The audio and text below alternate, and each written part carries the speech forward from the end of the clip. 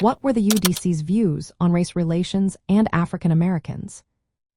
Have you ever wondered how the United Daughters of the Confederacy shaped views on race relations and African Americans? Their beliefs are closely tied to the lost cause ideology, which emerged after the American Civil War. This ideology aimed to recast the Confederacy in a favorable light, downplaying the role of slavery and oppression of African Americans.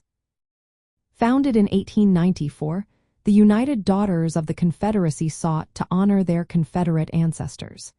They promoted a version of history that painted Confederate soldiers as noble figures fighting for honorable causes.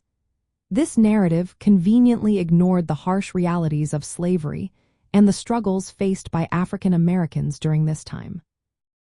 The United Daughters of the Confederacy actively revised history to erase the voices of African Americans.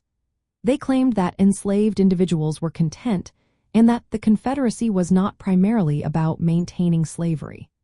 This perspective was meant to defend the legacies of their ancestors and justify the ongoing social order of white supremacy that followed the war. One of the ways the United Daughters of the Confederacy influenced society was through education.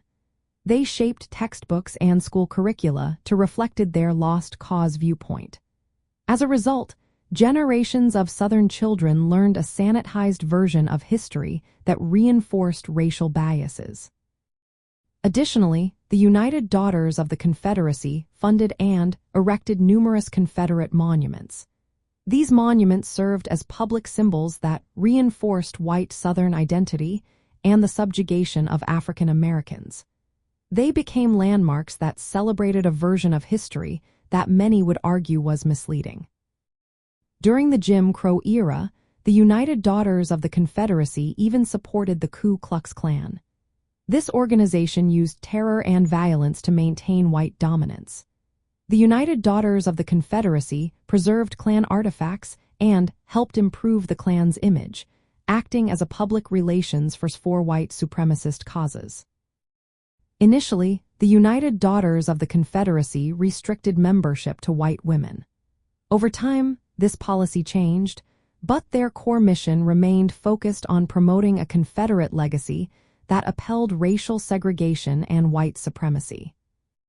In essence, the views of the United Daughters of the Confederacy on race relations and African Americans were shaped by their commitment to white supremacist ideology and the lost cause myth.